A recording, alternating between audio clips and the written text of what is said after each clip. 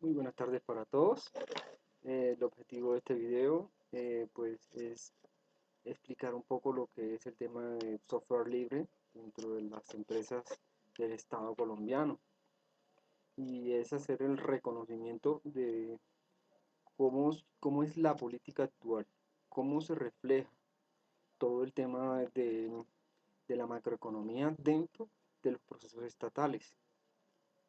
Sinceramente, el problema con el uso del software libre en Colombia es de raíz porque, como lo explica Richard Stallman en una exposición en Perú, en su conferencia en el 2012, explica claramente cuáles son las debilidades que tiene no solamente Colombia, sino la mayoría de los países en su desarrollo y en términos generales toda la humanidad. El problema de los principios de la educación está siempre enfocada al uso de tecnologías totalmente privativas y que no permiten el desarrollo de ningún tipo de habilidad en cuanto a las tecnologías open source o directamente aplicadas sobre proyectos GNU, que son, pues, tienen un poco de diferencia con lo que es los proyectos Linux, ¿sí? Una cosa es GNU, otra cosa es Linux, y juntos hacen y completan un sistema operativo totalmente libre.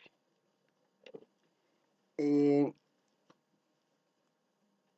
Generalmente cuando las universidades y todo el cuerpo educativo nacional eh, se, se vincula a proyectos transnacionales para la educación y la cultura, y cuando transnacionales le ofrecen de forma gratuita, como regalarle donaciones a las naciones en cuanto a software privativo, y ellas empiezan sin ningún reparo a utilizar ese tipo de herramientas desde muy niños, ¿sí?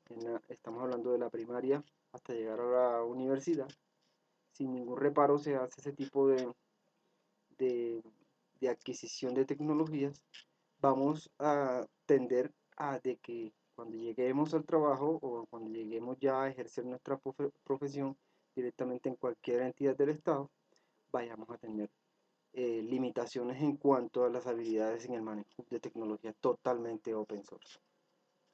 Porque no hay que negarlo, de todas maneras, si usted le enseñan desde la básica primaria el uso del mouse, el uso de una pantalla generalmente con botones, ¿sí?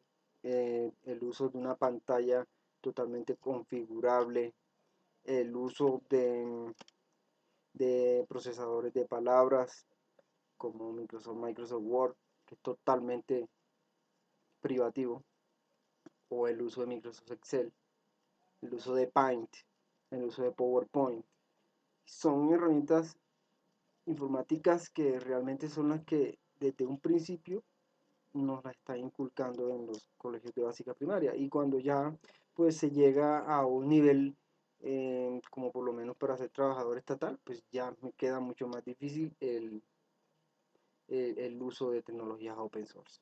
Entonces creo que el problema es de base, el problema es sencillamente de raíz, como para definir cambios sustanciales ya montados sobre,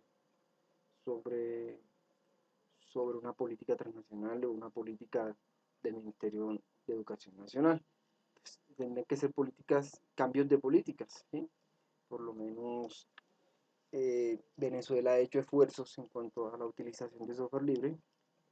Sin embargo, la cuestión es que son muy polémicas por el tema de la preparación de cada uno de los funcionarios, y gasta tiempo de todas maneras el tema del adiestramiento de cada uno de los funcionarios. Es un cambio de paradigma en cuanto a un paradigma totalmente educativo, y es un paradigma de cuatro, como dice Richard Stallman en su conferencia, de cuatro bastiones principales, ¿sí? como lo son, como lo son estudiar el código fuente de un programa y cambiarlo para cambiar el código fuente, ejecutar un programa como quieras, Esa es una de las libertades. La libertad 3 pues es ayudar a los demás, ¿sí? Y poder retribuir todo lo, pues cuando ya tenemos eso, pues, poder retribuirlo sin ningún problema, ¿sí? A nuestros amigos, ¿sí? Y poder dar explicaciones acerca del tema de la utilización de cada uno de los códigos fuentes modificados en caso de que nosotros queramos hacer modificaciones al código fuente. Contribuir a la comunidad es el último bastión dentro de las 4 libertades, que es contribuir a la comunidad, ¿sí? Con las versiones cambiadas, ¿sí? Luego de que,